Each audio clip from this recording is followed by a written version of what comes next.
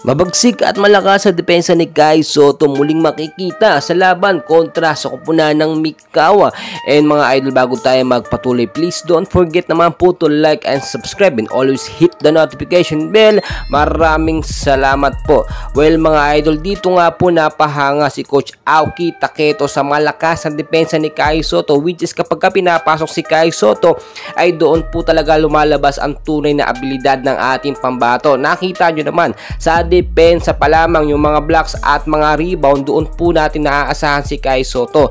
Do may mga error minsan si Kai Sotto, no, especially kapag sa free throw, minsan talaga hindi pumapasok, pero hindi naman yun talaga ang pinaka main role ni Kai Sotto, bagkos yung depensa nga po sa loob, yung mapigilan niya yung mga scoring machine nga po ng kalaban. At ngayong araw nga po, game day na ng Yokohama kontra sa kupunan ng Mikawa, and we are expecting na makakasama or papasok muli sa first 5 lineup ang ating pambato na si Kai Sotto, matapos po kasi magpamalas dito nga po sa huling dalawang game, no, etong ating pambato na si Kai Sotto kontra sa Shimane Susano Magic ay doon talaga nakita ang tunay na potensyal at abilidad ng ating pambato na si Kai Sotto. Tulad na aking sinasabi, mapasahan lamang na maayos si Kai Sotto, basta may mahabang playing time ay naipamamalas ang galing sa paglalaro. Doon nga po sa unang game o sa game 1 nila kontra sa Shimane Susano Magic, sa 4th quarter ng game, ibinabad pa ang ating pambato na si Kai Sotto, which is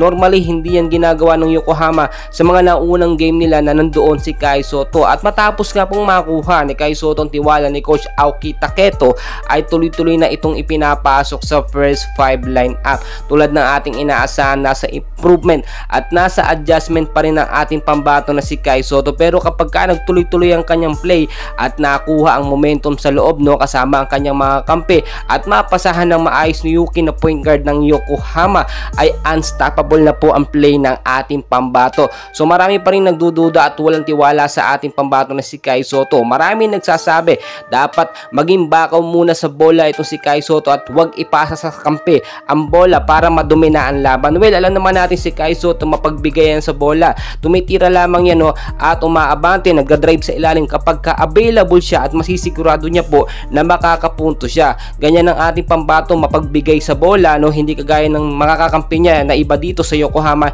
hindi po siya pinapasahan at madalas pang pinag-iinita ng referee. Konting tapik lang, konting sundot lang, foul agad po ang tinatawag. Well mga idol, suportahan natin yung game day nila ngayong araw po yan kontra sa kupunan ng Mikawa, and we are expecting na practice na po ito at paghahanda ni Kai Sotto para po sa Gilas, Pilipinas. And please mga idol, don't forget naman po to like and subscribe.